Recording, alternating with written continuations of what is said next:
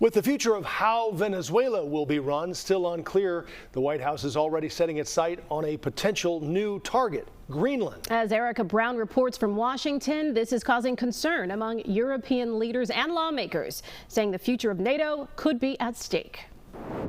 Well, Erica and Joe, the Trump administration continues its victory lap following that military raid in Venezuela, with President Trump announcing this evening that the country is turning over millions of barrels of oil to the United States. But here on Capitol Hill, some lawmakers continue to raise questions and concerns about Venezuela's future.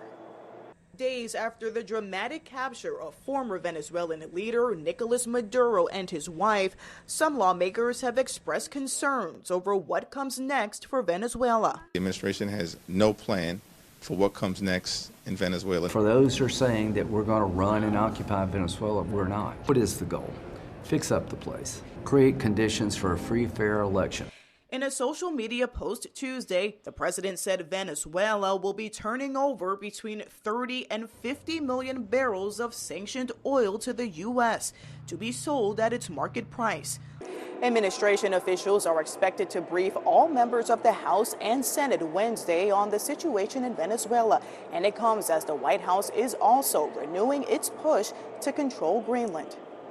The Trump administration said Greenland is a national security priority for the United States, with officials discussing a range of options for acquiring the territory, including utilizing the U.S. military. Greenland should be part of the United States. The president has been very clear about that. That is the formal position of the U.S. government.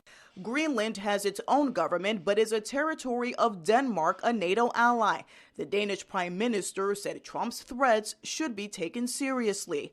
And some lawmakers have questioned what it could mean for the NATO alliance. Nothing would lead to the absolute destruction of NATO more than American aggressive action against a long-term ally like Denmark. These are our allies. You don't treat our allies this way. I mean, it's embarrassing.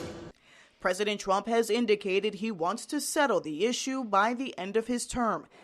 Now, in a joint statement today, European leaders said Greenland belongs to its people, adding it is up to both Greenland and Denmark to decide on matters concerning the territory. Reporting from Capitol Hill, Erica Brown, CBS News, Chicago.